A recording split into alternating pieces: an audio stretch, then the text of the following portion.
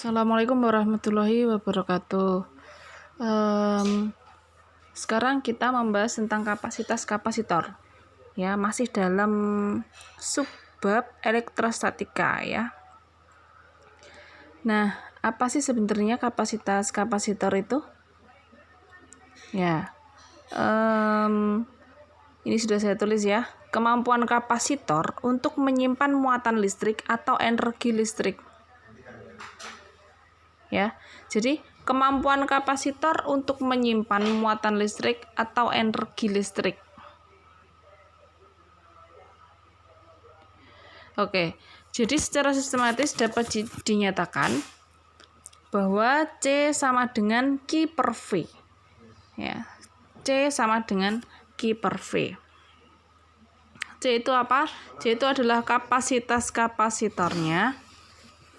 Q adalah muatan yang tersimpan. Kemudian V, ini V bukan buffet ya. Nah, ini V. V itu adalah beda potensial. Yang satuannya adalah volt. Nah, di sebelumnya kita sudah membahas tentang beda potensial. Nah, sekarang kita lanjut. Nah, medium di dalam kapasitor, jadi itu ada dua ya.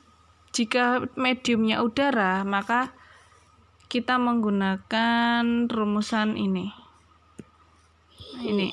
Nah, C0 itu ya, bukan CO. C0 sama dengan epsilon 0 A per D. A itu adalah luasan keping, kalau D itu adalah jarak mediumnya ini. Nah, luasan keping itu adalah luasan keping setiap kapasitornya. Tapi kalau misalnya bahannya itu dielektrik ya, maka kita menggunakan rumus C sama dengan K kali C0. Ya, K itu adalah konstanta dielektrik yang besarnya lebih dari 1, biasanya sudah diketahui. C0 tadi apa? Ya, C0 tadi adalah kapasitas kapasitor pada ruang hampa atau udara gitu. Nah, hubungan antara keduanya, antara medan listrik dengan beda potensial itu dinyatakan sebagai berikut ya. E sama dengan ini. E sama dengan V per D. E sama dengan V per D. V itu adalah beda potensialnya, D adalah jarak keduanya gitu. E adalah medan listrik ya. Nah, sekarang kita ke susunan kapasitor. Perhatikan, susunan kapasitor itu layaknya seperti rangkaian pada resistor ya, ada seri, ada paralel. Tetapi nanti dalam perhitungannya yang berbeda. Jadi kebalikan dari resistor atau hambatan. Nah, perhatikan untuk rangkaian seri. Ini kalau seri ya. Kalau seri kan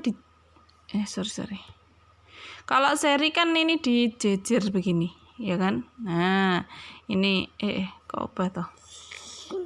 Oke, sebentar. Nah, ini kalau misalnya seri, ini dijejer seperti itu. Ya. Duh, mana? Duh, sebentar. Salah. Nah, mana tadi ini? Jadi, apabila seri itu dijejer seperti ini, ada dua kapasitor, ada C1 dan C2 dan seterusnya, ada C3 dan begitu ya, tergantung di soal. Maka untuk besar C totalnya itu adalah ini, yaitu seper CAB ini ya. Kok gerak sih, sebentar. Nah, jadi seper CAB sama dengan seper C1 ditambah C2 ditambah seper C2 kan gitu. Jadi kalau pada Kalau perbandingannya kemarin pada hambatan resistor kan kalau seri ditambah kan ya. Tapi beda untuk kapasitor. Kapasitor kalau pada rangkaian serinya dia seper ya.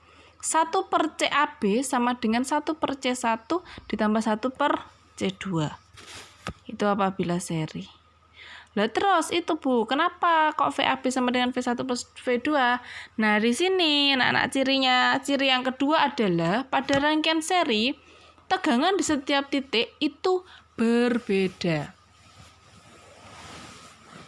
Jadi sama halnya pada rangkaian resistor itu kan tegangan di setiap titik berbeda kan ya. Kalau pada rangkaian seri itu sama ya anak-anak, sama. Jadi tegangan di setiap titik itu astagfirullah, berbeda. Yang sama itu apanya? Muatannya. Jadi muatan di setiap titik ini sama besarnya. Gitu. Kalau paralel berarti ya kebalikannya. Kalau paralel itu C totalnya tinggal menjumlahkan saja. C1 ditambah C2 gitu. Sedangkan untuk tegangan atau V-nya yang mengalir di setiap titik C1 dan C2 pada rangkaian paralel itu besarnya adalah sama. Tetapi untuk muatannya itu nilainya berbeda sehingga kita bisa menuliskan Q total pada rangkaian paralel tersebut nilainya adalah Q1 ditambah Q2. Begitu. Paham ya? Nah, nanti bisa ditambahi di catatannya untuk yang paralel itu yang sama adalah V-nya. Kalau yang seri yang sama adalah muatannya. Gitu ya. Oke. Sekarang kita next ke sini, bawah sini. Nah, ini energi yang tersimpan dalam kapasitor. Jadi sesuai dengan fungsinya tadi bahwa kapasitor itu apa? Iya, untuk menyimpan energi atau muatan kan gitu. Jadi energi yang tersimpan dalam kapasitor itu bila kita hitung secara sistematis itu menggunakan rumusan ini anak-anak. Nah, ini juga. Kan gitu. Jadi W sama dengan setengah CV kuadrat. Hafal itu aja bisa Bu? Bisa aja. Cuman kan kadang di soal itu itu rumusnya setengah CV kuadrat. Tapi ternyata di soal kok nggak ada C, adanya Q. Caranya gimana? Kembali lagi kita menggunakan rumusan awal bahwa kapasitor itu atau kapasitas kapasitor itu besarnya adalah Q per V ya. Yang mana sih Bu ya? Coba nih kita lihat yuk ke atas lagi yuk. Oke, nah ini Q per V kan gitu.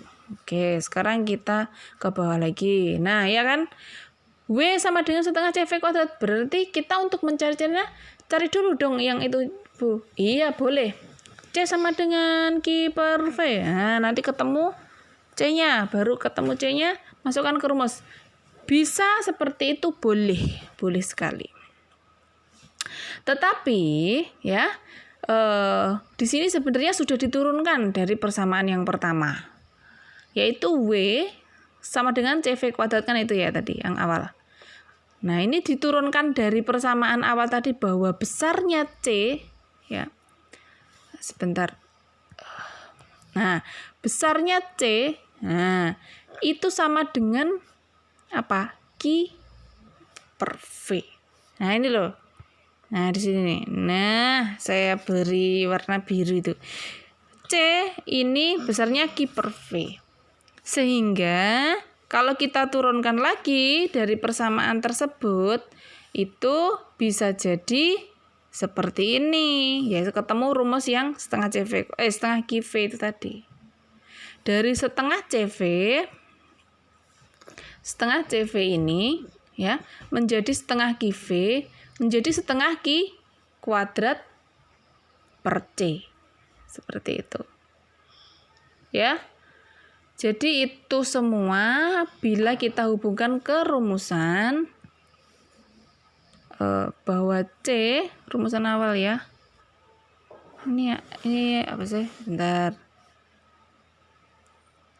Ya apa sih? Sebentar ya. Pin. Kok enggak bisa buat nulis. Nah, ini. Jadi dari rumusan awal kan C sama dengan Q per V, kan gitu ya. Nah, jadi kembali lagi ke sini. Masukkan, di sini C. Untuk ke sini tadi dari mana ya? Ini tadi. Kita ganti C-nya dengan Q per V, kan gitu. Ya, dengan ini kita ganti. Kemudian dari rumusan ini kita turunkan lagi, atau mungkin dari V-nya kita ubah. V itu besarnya berapa? Kan bisa jadi V sama dengan Q per C, kan gitu ya. Nah, dari rumusan ini kita kita ubah. Yuk, coba ya. Sama dengan sama dengan setengah, kan gitu. Setengah Q-nya kan kita ganti apa?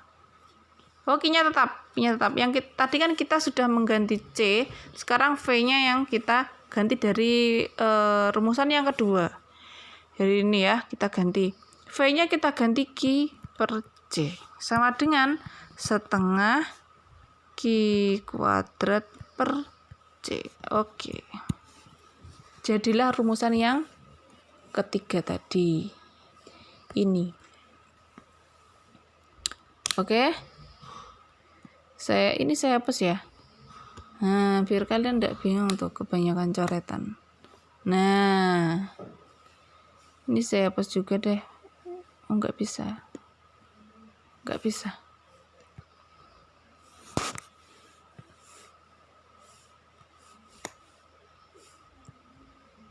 Duh, kok nggak bisa? Kita urek-urek aja deh. Nah, seperti itu ya, anak-anak. Semoga dari pembahasan ini kalian bisa memahami. Jadi jangan diam saja ya. Bukan berarti kamu tidak bisa terus kamu diam saja tidak bertanya. Nah, itu akan menjadi masalah besar di kemudian hari. Kan gitu ya. Tetap semangat, belajar terus, jangan menyerah. Semoga dengan usaha yang setimpal juga dimudahkan sehingga mendapatkan hasil yang setimpal pula. Oke? Terima kasih, saya akhiri begitu saja. Untuk video selanjutnya kita akan membahas soal tentang kapasitas kapasitor. Terima kasih. Wassalamualaikum warahmatullahi wabarakatuh.